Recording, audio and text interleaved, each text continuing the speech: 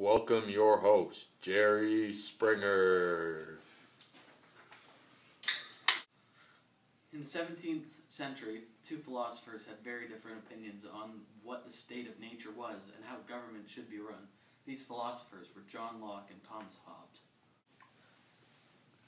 Locke believed that society was a social contract that people voluntarily entered into, and in doing so, gave up some of the rights they would have outside of society. However, there were certain liberties that should not be breached, including a person's right to life, liberty, and property. Locke believed that a constitutional leader should govern a state. Now let's meet our first guest, John Locke. 3, 2, 1. Oh my God, nice to meet you.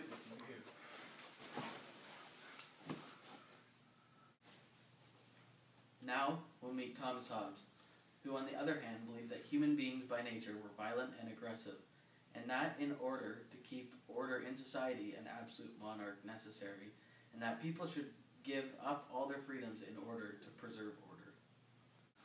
Now we'll meet Thomas Hobbes. Boo! Boo! Nice to meet you. Take a seat. Oh my God! Boys, Whoa! boys, What's going take on? respective Oh seats, my God! please. Wow! Please. Oh my God! Let's keep it calm here. Alright, why don't we start with you, John Locke?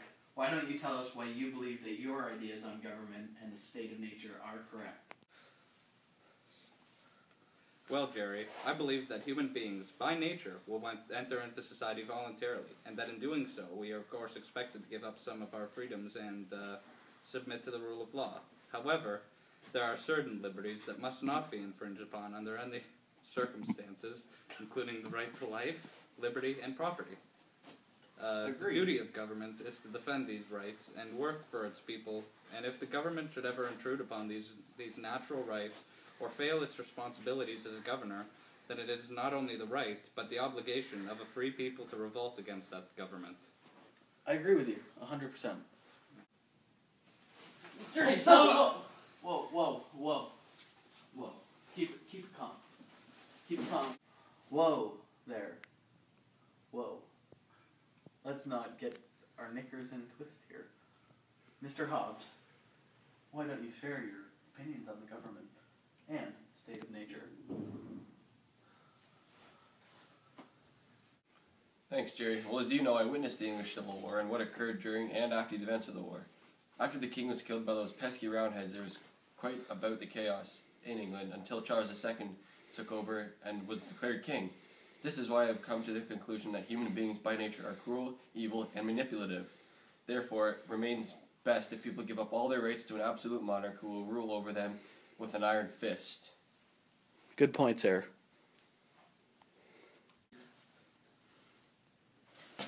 Boo! Now, boys, I understand you both have certain influential leaders that followed your political philosophies. Here with us in the studio today, we have a prominent leader, or two, that represented both of your arguments. So let's introduce both of them, or at least one right now.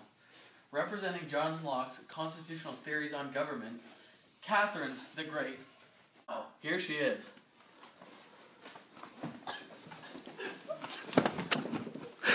Nice to meet you.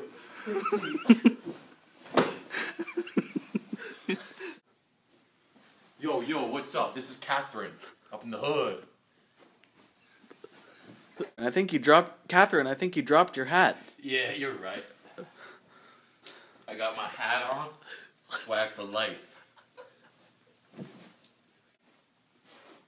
Let me squeeze in the middle of you two. So, Catherine. The Great. Oh, yes, of course. Catherine the Great. Tell us how Locke's theories inspired you.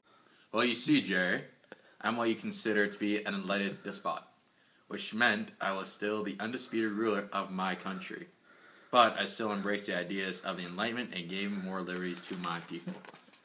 Thank you, Catherine the Great. Hobbes, can me and Catherine the Great just have some time alone right now? A nice one-on-one. Okay, Catherine. So, what did you change in Russia to make it reflective of Enlightenment? Well, I have created a public education system that accepted all, including serfs and girls.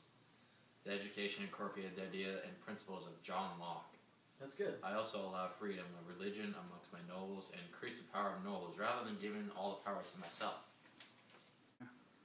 You are often criticized for not freeing serfs in Russia that compose the largest segment of the population. How do you feel about this, Catherine? Hey, Jesus. You can't do everything. Well, that is true. Alright, folks. That was Catherine the Great. Thank you for coming on our show today. Oh, Catherine. Catherine, you're going the wrong way. That's the exit.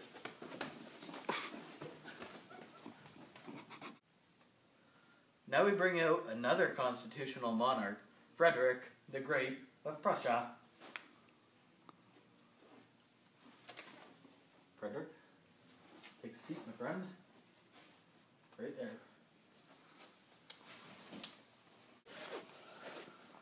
So, Frederick. The Great.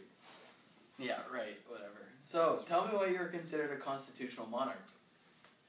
Well, Jerry, you see I did not do what was best for myself, but rather than what was best for Prussia, and the reforms I made turned Prussia into the most powerful state in Europe. Some of my reforms include increasing religious tolerance, granting freedom of the press, abolishing torture, and appointing individuals to nobility based on merit rather than divine rights. Wow, sir. You were a truly enlightened monarch. Thank you. Well, thank you for coming on our show. That's all we needed from you. Alright. Here, let me walk you out. Okay. Right this way. You see, Hobbes, a government can give their citizens rights and freedoms while still keeping the rule of law and forming a strong state. Why can't you just accept that, man? We haven't even seen any real absolute monarchs yet, boy. So why don't you see how much your silly ideas be crushed, you stupid... Whoa, boy!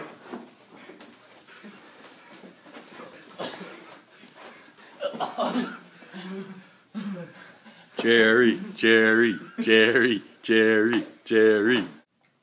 Whoa, okay. So now we're going to hear from some of the absolute monarchs that went along the lines of Thomas Hobbes' philosophy on government. First up, we have Russian monarch Peter the Great. Oh, well, the Russian, go on the